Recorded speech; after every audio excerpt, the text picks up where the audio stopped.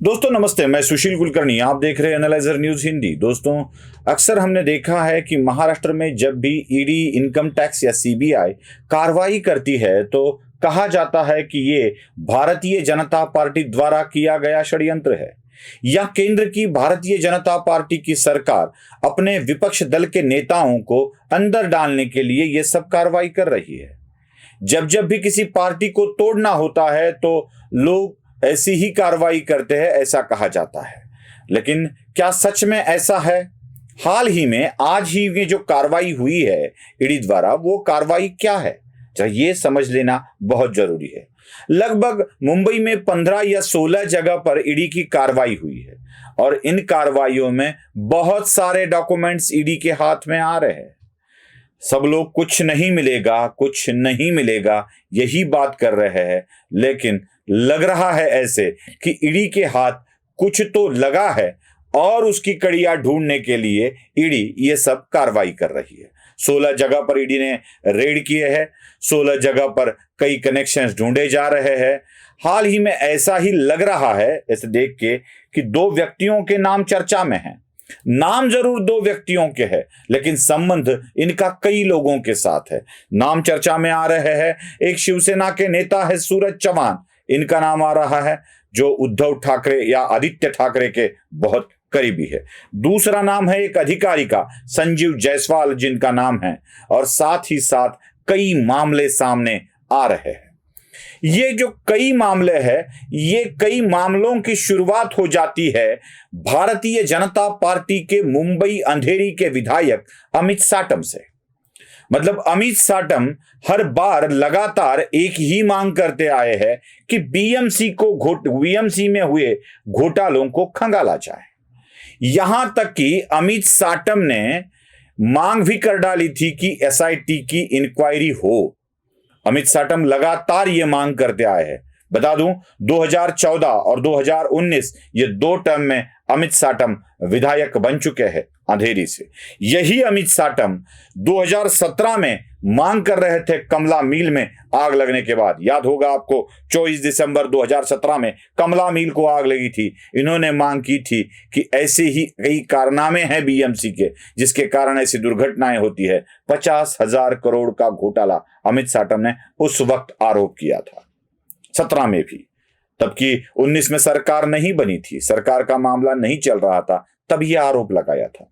अब 2017 के बाद फिर से अमित साटम वही आरोप लगाते हुए आए हैं। मैं बता दूं कि 1997 से 2022 तक बीएमसी में लगातार 25 साल सत्ता रही है उद्धव ठाकरे गुट की, उद्धव ठाकरे की। मेयर तो कई बने, लेकिन असल में सत्ता चला रहे थे उद्धव ठाकरे। इन्हीं 25 सालों में महापौर भी शिवसेना का रहा और स्टैंडिंग कमेटी का चेयरमैन भी शिवसेना का रहा। आपको गणित समझने के लिए मोटा मोटी बता देता हूं, 1 साल में स्टैंडिंग कमेटी अपने बजट के अनुसार काम करती है, वो होते हैं सिर्फ 10,000 करोड़ के, सिर्फ 10,000 करोड़ के। बृहन मुंबई महानगर पालिका की स्थायी समिति 1 साल में 10,000 करोड़ रुपए के काम करते आई है, और ये अगर 25 सालों का गणित किया जाए तो मोटा मोटी हिसाब 2.5 लाख करोड़, 2.5 लाख करोड़ रुपए के काम बीएमसी में स्टैंडिंग कमेटी द्वारा किए गए, और इसी के ऊपर एसआईटी बिठाकर इंक्वायरी की मांग की गई है।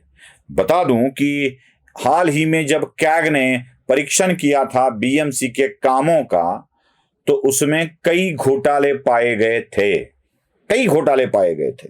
और ये भी बता दूं कि ये पूरे के पूरे कामों का ऑडिट नहीं किया था, बस कुछ कामों का सैंपल सर्वे किया गया था, सैंपल सर्वे। और इन्हीं सैंपल सर्वे में जो बात निकलकर सामने आई है, मतलब नवंबर 2019 से लेके अप्रैल 2022 तक किए गए कामों का, इसमें कोविड के काम शामिल नहीं थे, क्योंकि बीएमसी ने यह कह दिया था कि वो आपातकाल के काम थे, इसलिए वो इस कक्षा में नहीं आते। तो कैग ने कोविड के कामों को छोड़कर भी जो रिपोर्ट्स दी थी, उसमें 10,000 करोड़ का घोटाला पाया था। ये वाली बात 2-3 महीने पहले की है। अब यही काम जब सामने आए, एसआईटी की इंक्वायरी होने लगी, तो ईडी के द्वारा इनके ऊपर रेड डाली गई। अब ये रेड हुई है सूरज चौहान के ऊपर, संजीव जायसवाल के ऊपर।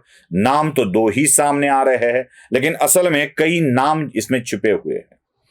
क्या ये मामला सुजीत पाटकर तक पहुंचता है, जो कोविड वाले मामले में जिसे किरीट सोमैया बार बार लगातार आरोपी बनाते आए हैं?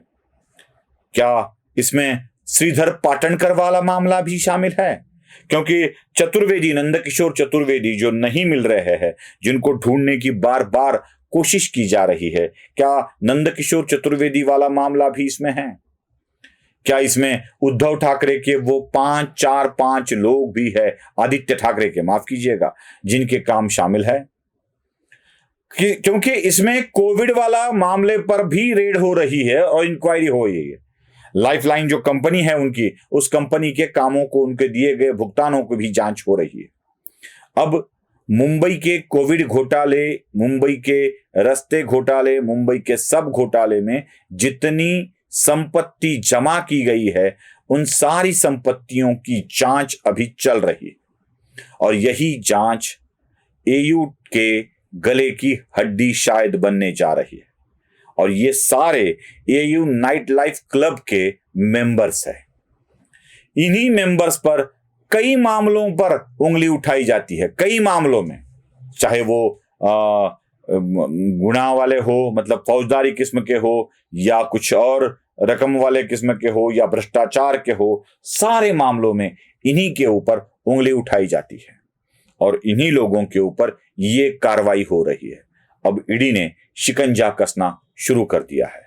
शायद उद्धव ठाकरे लंदन चले गए थे, उस वक्त वापस आने के बाद जो अपने तेवर बाद में उन्होंने शिवसेना के वर्धापन दिन के समारोह में दिखाए थे, उन्हीं तेवरों को देखते हुए अभी कार्रवाई और कड़ी की जा रही है।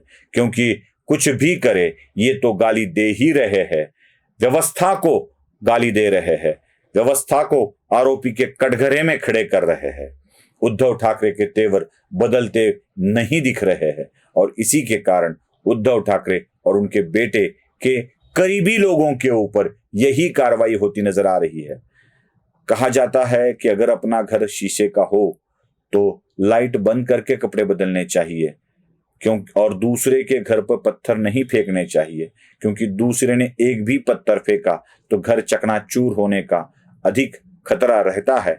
वो खतरा टालने वाली बात उद्धव ठाकरे या आदित्य ठाकरे इसका जिम्मा लेते नहीं दिख रहे हैं, वो अवेयर नहीं दिख रहे हैं। शायद एयू नाइट लाइफ क्लब की अब अंदर जाने की बारी आ गई है।